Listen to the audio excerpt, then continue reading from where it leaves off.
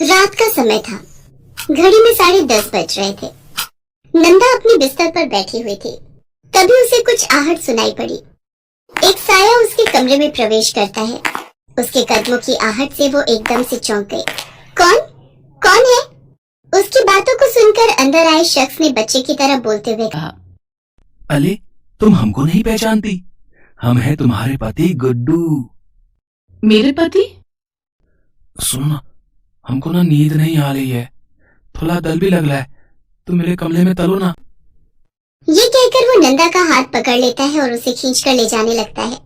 अरे कौन है आप? ये क्या बदतमीजी है? छोड़िए मेरा हाथ, छोड़िए नहीं तो मैं चिल्लाकर अपने पति को बुलाऊंगी। अले, मैं ही तुम्हारा पति हूँ, तुम कितने बुलाने की बात कर रही हो? तलो ना मेरे कमरे में। शादी के बाद तो पत्नी पति के कमरे में रहती है ना, पर तुम तो कभी मेरे कमरे में आई नहीं। ये कहकर गुड्डू फिर से नंदा का हाथ पकड़ता है। इस बार नंदा को गुस्सा आ जाता है और वो गुड्डू को जोर का थप्पड़ मार देती है। आपको बात समझ में नहीं आती है? अरे मैं अंधी हूँ तो क्या हुआ, कोई मेरा फायदा नहीं उठा सकता। नंदा के थप्पड़ की मार से गुड्डू किसी छोटे बच्चे की तरह जोर जोर से रोने लगता है। मार दिया, मुझे मार दिया, मेरी पत्नी ने मुझे मार दिया। गुड्डू के रोने की आवाज सुनकर घर की नौकरानी पुष्पा दौड़ी हुई नंदा के कमरे में आती है। अरे क्या हुआ गुड्डू बाबा, आप क्यों रो रहे? गुड्डू ने पुष्पा की बात का कोई जवाब नहीं दिया और वो उसी तरह जोर जोर से रोता रहा। उसे इस तरह रोता देखकर पुष्पा ने नंदा से पूछा, क्या हुआ बहू रानी, गुड्डू बाबा क्यों रो रहे हैं? आप दोनों में किसी बात को लेकर झगड़ा हुआ क्या? देखिए बहू रानी, पति पत्नी में तो नोकझोंक होती रहती है, इसका ये मतलब नहीं कि पत्नी अपने पति को रुला दे। ये आप क्या कह रही हैं? ये मेरे पति हैं? हाँ, यही तो आपके पति हैं जिससे 6 महीने पहले आपकी शादी हुई है। देखो तुम झूठ मत बोलो, ये मेरे पति नहीं है। अरे बहू रानी, मैं क्यों आपसे झूठ बोलूंगी? यही आपके पति हैं। नहीं, मैं नहीं मानती, ये मेरे पति नहीं है। भगवान ने मेरी आंखें छीन ली है तो क्या हुआ, मन की आंखों से मैं सब कुछ देख सकती हूँ। ये मेरे पति नहीं है। ठीक है बहू रानी, आप मेरी बात मत मानिए, अपने पति की बात भी मत मानिए, लेकिन अपने सास ससुर की बात तो मानेंगी ना आप। 1 सप्ताह बाद जब वो शादी से लौट कर आएंगे तब उनसे ही पूछ लीजिएगा कि सच्चाई क्या है। नंदा के साथ ये क्या हो रहा था? वो किसे अपना पति कह रही थी और ये गुड्डू कौन है जो कह रहा है कि वो उसका पति है? इस बात को जानने के लिए कुछ महीने पहले जाना पड़ेगा। नंदा बहुत ही गरीब घर की अंधी लड़की थी। नंदा के पिता गोपी एक मामूली मजदूर थे और उसकी माँ विमला दूसरों के घर पर झाड़ू पोछे का काम करती थी। एक तो गरीबी की मार, ऊपर से घर में जवान अंधी लड़की। गोपी और विमला इसी चिंता में घुले जा रहे थे। पता नहीं कौन सी किस्मत लिखवा कर आई है नंदा। अरे क्या हो गया भगवान, तेरा मुंह क्यों लटका हुआ है? अब किस्मत फूटी हो तो मुंह तो लटका ही रहेगा ना। तेरी यही बात मुझे समझ नहीं आती। अरे जो कहना है सीधा सीधा कहना। अपने पति की बात पर विमला ने उदासी भरी दृष्टि से गोपी की ओर देखा और कहा, वहाँ भी बात नहीं बनी जी, उन लोगों ने भी नंदा से शादी के लिए मना कर दिया। ठीक ही तो है, मुझे तो वो बिल्कुल पसंद नहीं था। अरे हमारी नंदा 21 साल की है और वो 50 का था। अजी, मर्दों की उम्र नहीं देखी जाती, और आपको पता है ना हमारे पास कोई चारा भी तो नहीं है।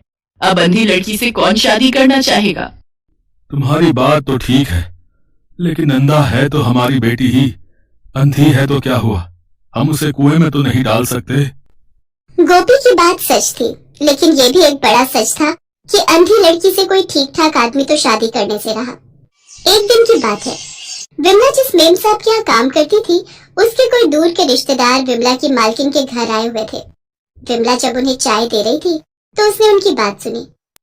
अरे हम तो थक गए, गुड्डू के लिए कोई लड़की मिलती ही नहीं है। तुम्हें तो पता है ना, हमें 1 रुपया नहीं चाहिए, बस लड़की चाहिए। चाहे वो लंगड़ी, लूली, अंधी कुछ भी हो, उससे हमें फर्क नहीं पड़ता, बस लड़की चाहिए। आपका कहना तो सही है भैया, लेकिन मैं भी परेशान हो गई गुड्डू के लिए लड़की ढूंढ ढूंढ कर, मिलती ही नहीं। उन लोगों की बातें सुनकर विमला को अपनी बेटी नंदा के लिए उम्मीद की किरण दिखाई दी, लेकिन चाहकर भी उसकी हिम्मत नहीं हुई कि वो अपनी मालकिन से अपनी बेटी के रिश्ते की बात करे। अरे भला नौकर की बेटी मालकिन से ब्याही जाए, ऐसा समाज तो नहीं है अभी हमारा। उस रात उसने अपने पति से ये बात बताई तो। अरे बिमला, तू भी ना जरा समझा कर, जरूर उसके बेटे में कोई खोट होगा, तभी तो वो लंगड़ी लूली कोई भी ढूंढ रहा है। आप भी ना हर बात पर शक करते हैं। मैं तो इतना जानती हूँ कि बड़े लोगों में, अमीर लोगों में ना तो कोई कमी होती है और ना ही कोई खोट होता है। तो तू क्या चाहती है? मैं कल मालकिन से खुलकर बोल दूंगी कि उनके जो भाई बाहर से आए हैं और अपने बेटी के लिए लड़की तलाश रहे हैं, तो नंदा को एक बार देख लें। विमला ने अपनी मालकिन को नंदा के बारे में बताया और उनके रिश्तेदार के बेटे से नंदा की शादी की बात कही। उसने ये भी बोला कि उसकी बेटी जन्म से ही देख नहीं सकती है। अरे मुझे तो पता ही नहीं था। ये तो वही बात हो गई कि बगल में छोरा और नगर में ढिढोरा। सुन, मेरे भैया को कोई फर्क नहीं पड़ता कि लड़की देख नहीं सकती, बस उन्हें अपने बेटे के लिए एक सीधी और सुशील बहू चाहिए। तुम शादी की तैयारी करो, और हाँ, सारा खर्च हम ही करेंगे, इसलिए तुम्हें चिंता करने की कोई जरूरत नहीं है। गोपी और विमला को इस बात का जरा भी इल्म नहीं था कि जिस बात को लेकर वे लोग इतना परेशान रहते थे, वो परेशानी एक ही झटके में खत्म हो जाएगी। नंदा की शादी रोशनलाल के बेटे गुड्डू से धूमधाम से हो गई। शादी इतनी आलीशान थी कि विमला और गोपी तो बस आंखें फाड़े हर कुछ निहार रहे थे। सच कहूँ विमला, मुझे नहीं पता था कि हमारी नंदा इतनी अच्छी किस्मत लेकर आई है। इतना बड़ा घर मिलेगा उसे, ये कौन जानता था। नंदा शादी करके अपने ससुराल आ गई। 6 महीने हो गए थे उसे अपने ससुराल आए, और 6 महीने बाद उसकी जिंदगी में ऐसा तूफान आएगा उसे पता नहीं था। पुष्पा के लाख कहने के बाद कि गुड्डू उसका पति है, उसने उसकी बात नहीं मानी। 1 सप्ताह बाद की बात है, रात का समय था। तभी नंदा के कमरे में किसी के आने की आहट हुई। अरे आप आ गए, आप कहाँ चले गए थे? उस शख्स ने नंदा को गले लगाते हुए कहा। अरे कुछ काम था। नंदा भी उसके गले से लिपट गई। जानते हैं, 4 दिन पहले कोई मेरे कमरे में घुस आया था। वो कह रहा था कि वो मेरा पति है। नंदा उस शख्स से बात कर रही थी, तभी पुष्पा नंदा के कमरे में आई और उसने देखा कि नंदा अपने ससुर की बाहों में है। मालिक आप? पुष्पा तुम? अरे वो जरा बहू से कुछ बात करनी थी, इसीलिए मैं यहाँ आया था। बहू? वो शख्स रोशनलाल था, नंदा का ससुर। असल में रोशनलाल का बेटा गुड्डू मंदबुद्धि था। रोशनलाल काफी पैसे वाला था, लेकिन उसके पैसे और प्रॉपर्टी उसके बाद कौन संभालता, क्योंकि उसका बेटा तो दिमाग से पैदल था। रोशनलाल ने उसकी शादी करने की बहुत कोशिश की, लेकिन वो हो नहीं सकी। इस बीच नंदा की माँ से रोशनलाल की मुलाकात हुई और नंदा की शादी गुड्डू से हो गई। मालती, गुड्डू की शादी तो हमने कर दी, लेकिन हम जानते हैं कि गुड्डू हमारा वंश नहीं चला पाएगा। हमारी इतनी संपत्ति हमारे बाद बर्बाद ना हो जाए, इसलिए हमें ही इसे संभालने वाला लाना होगा। दुनिया की नजर में ये गुड्डू की सुहाग रात होगी, लेकिन नंदा के साथ सोऊंगा मैं। पुष्पा को अब सारी सच्चाई का पता लग गया था, और उसे ये भी पता लग गया था कि आखिर उसे रोज क्यों नंदा बार बार मना कर रही थी कि गुड्डू उसका पति नहीं है। असल में गुड्डू की आड़ में रोशनलाल नंदा के सम्मान के साथ खेल रहा था। मुझे घिन आ रही है, सच में मुझे घिन आ रही है। ऐसे लोग भी होते हैं दुनिया में। नंदा तो बेचारी अंधी है, उसे क्या पता, लेकिन ये आंख वाले लोग, छी। पुष्पा ने ठान लिया कि वो नंदा को इस नरक से बाहर निकालेगी। वो उसी रात पुलिस थाने गई और उसने रोशनलाल की सच्चाई पुलिस को बता दी। पुलिस इंस्पेक्टर रानी को यह सब सुनकर बहुत आश्चर्य हुआ। वो रोशनलाल के घर पहुंची और उसे गिरफ्तार कर लिया। अरे आपको शर्म नहीं आती? लोग कहते हैं कि आपका बेटा मंदबुद्धि है, लेकिन मंदबुद्धि तो आप हैं। आपने एक अंधी लड़की के सम्मान को हर दिन अपने पैरों तले कुचला, वो भी इसलिए क्योंकि आपको अपनी प्रॉपर्टी का कोई वारिस चाहिए था। आप जैसे लोग समाज में रहने के लायक ही नहीं हैं। रोशनलाल को जेल ले जाया गया, उस पर मुकदमा चल रहा है। लेकिन इन सब के बीच नंदा के मन में सिर्फ यही सवाल हमेशा घूमता रहता है कि ये सब उसके साथ क्यों हुआ, लेकिन उन सवालों का जवाब किसी के पास नहीं है।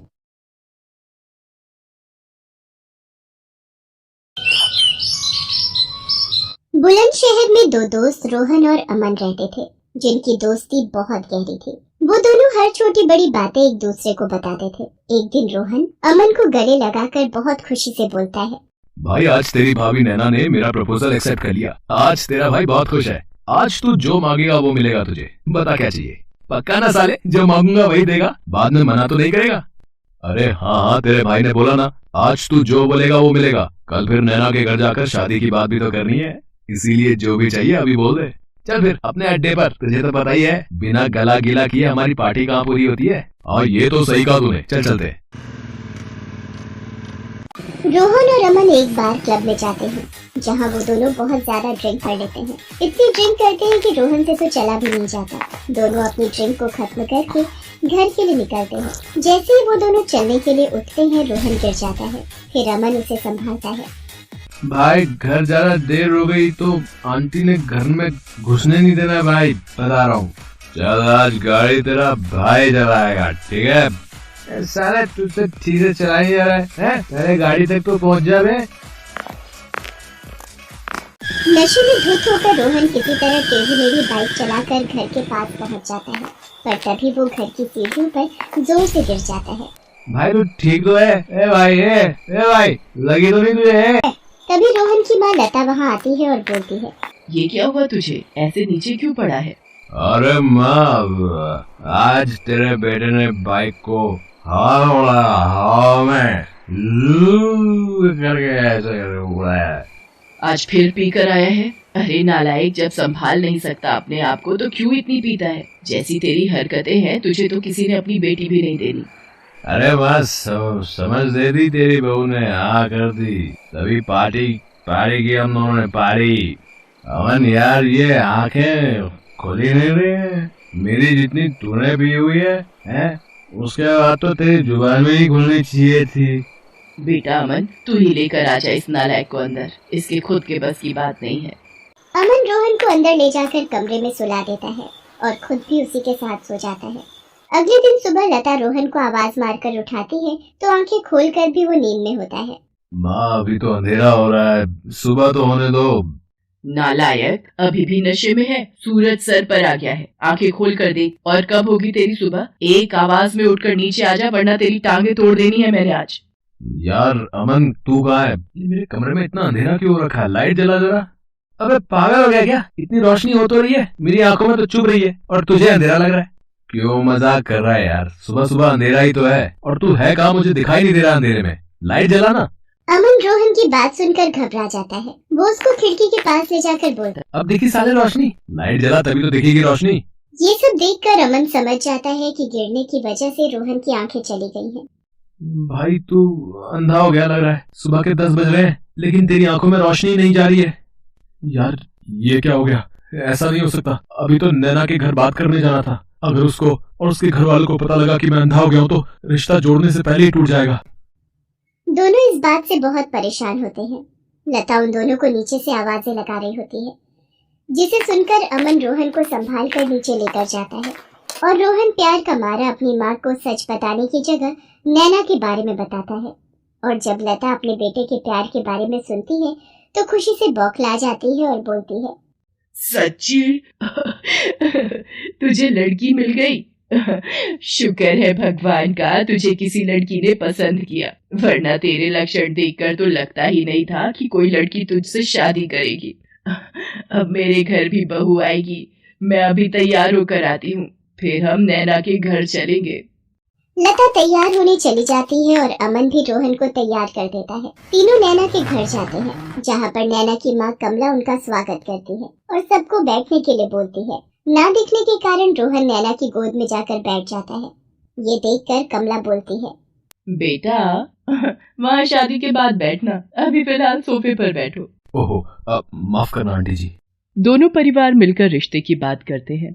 इस बीच नैना रोहन को ही देख रही होती है और रोहन इधर उधर देख रहा होता है। तभी नैना रोहन को कोहनी मारकर बोलती है, तुम्हारे बगल में बैठी हूँ मैं, इधर उधर क्या देख रहे हो? ये सुनकर रोहन अपने मन में कहता है, इधर उधर तो तब देखूंगा ना जब कुछ दिखेगा। हे भगवान, इतने समय बाद मुझे मेरा प्यार मिला, वो भी पूरी तरह मिलने से पहले ही आपने मुझे अंधा कर दिया। बोलोगे भी अब कुछ या नहीं? बेबी, पूरी जिंदगी अब तुम्हें देखना है। दोनों के घर वाले एक हफ्ते बाद की शादी की डेट फिक्स कर देते हैं, लेकिन रोहन अपने अंधेपन के लिए बहुत परेशान था।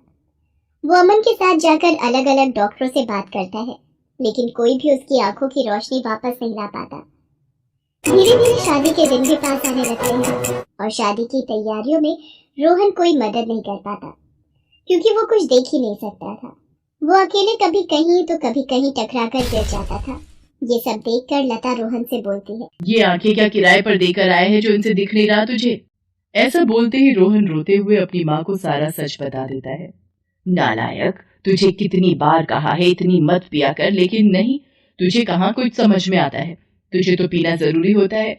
देख ले अब अपने पीने का नतीजा। जो उस दिन तूने इतनी नहीं की होती तो आज अंधा नहीं होता।